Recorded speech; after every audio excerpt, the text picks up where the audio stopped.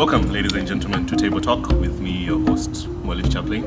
And today I have, as usual, two guests with me. Both are Ghanaians because today we are going to be discussing the Year of Return. Now, for those who don't know, the Year of Return was dubbed by the Ghanaian government as 2019, where people, the African diaspora, was going to come home, and a lot of laws and legalities were put in place to make it easier for them to come home. An example would be that Jamaica to Ghana travel was made visa-free, and that meant a lot of the African diaspora came home. Now my guests are going to introduce themselves as they answer the first question. General thoughts, gentlemen, on the Year of Return. Yeah, my name is Godfred Na. I'm a master's student in global management at ASU here. And talking about this Year of Return, when you ask about my general thought, what first came into my mind was that the purpose behind this whole idea of Year of Return for me is fulfilled, and it's something meaningful.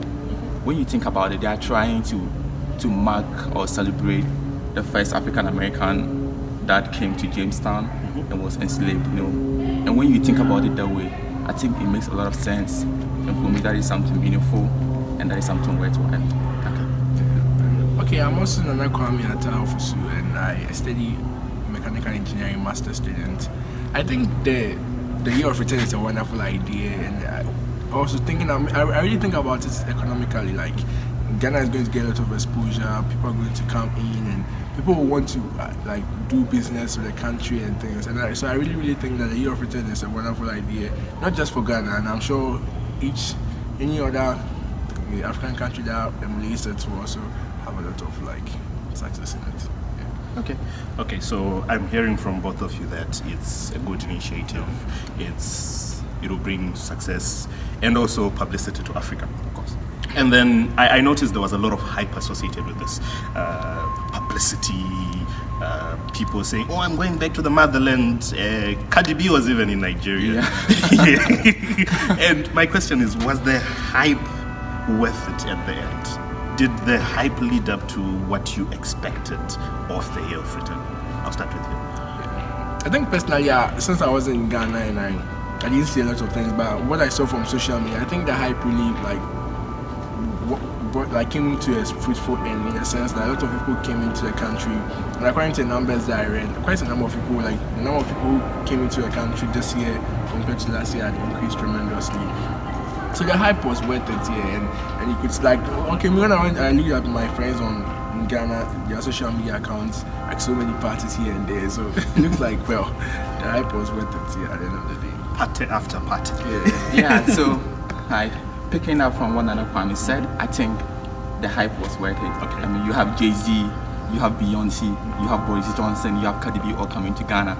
I think the marketing was well done and the hype deserved it. And as Nana Kwame earlier on said, talk about the economic impact, talk about the investment impact, and that is a great fit for Ghana and for some African countries. You ask these questions, did this particular hype bring in money into the economy of Ghana? Yes, it did.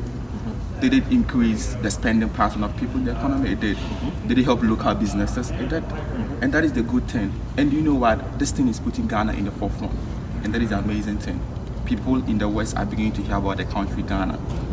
And if they hear about the country Ghana, it means that they are going to hear about other African countries. And they want to bring in their money. And when they bring in their money, we, as you talk about unemployment, we see at least a boost in investment. Their employment opportunities, they are created for all of us. And we can benefit from that.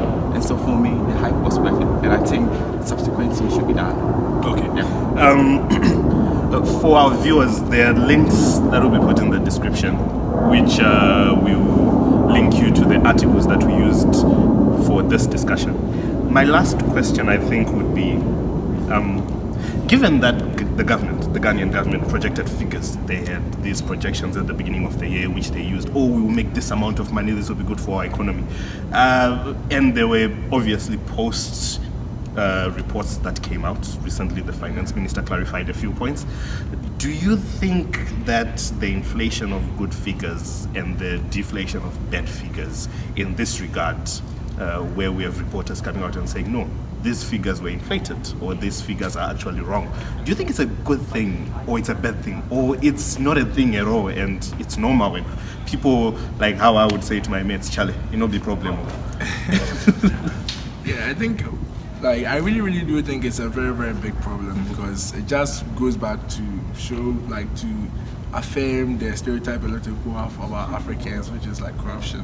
Yeah. Because like just this little like expenditure, like you can just it's small, even though it's a lot of data that they had to collect, it's not like some complex data analysis whereby you just calculate the number of people and the amount of money they spent, that you have to have so like much varying, one is saying this and one is saying that. So I think it only shows like how sorry to say, but how corrupt the country is in the sense that people, and also I think that one of the issues can be corruption, and the other one can be the fact that we want to show that well we did very well, even though that might not be necessarily true. This is like I heard like they said Ghana had like about $1 billion out of revenue. It's like it's such a big number. When you hear it, like, it's like wow, we did so well. But then like we truthfully know that it's not going to give us that amount of money, because later on they came up and said, oh no, it wasn't that, it was less than that. And so I think it was just like it's just to make people feel like, well, we did very well in this. Yeah, I mean, talking about inflation of figures and deflation of figures, you see, I earlier on spoke about how good and massive this thing is. But when you want to talk about it and you want to exaggerate and you want to let the world see how impactful it has been, but in the actual sense, it's not like that. That is where the problem comes in. That is where the good is no longer good. That is where the bad overweighs the good. So at least the media, the people in the government institution that are trying to paint a good picture about this, of course this is good. Even if you don't make anything out of it, but it's good. But we shouldn't try to inflate things. We shouldn't try to make things appear so glorious. That is the bad thing about it. So for me, I don't really like the idea that some reporters are saying that the occasion didn't warrant that amount of revenue to the country. Others are saying that it brought in this. Even this contradiction is also kind of painting a bad picture about the country. I mean, so initially I spoke about how investors will want to come in, but if they are getting these variations in figures from the citizens of the country, it means that there is not that level of consensus, there is not that level of understanding or intelligence in the country. Okay. So there you've heard it, guys. I think my thoughts and my conclusion from what I've heard from these two educated gentlemen is the year of return in itself, the idea is good. We can't argue that. The idea of the African coming home to where they came from, the idea of opening up our borders to our brothers who found themselves in foreign lands, not because of their own volition, but because of certain circumstances.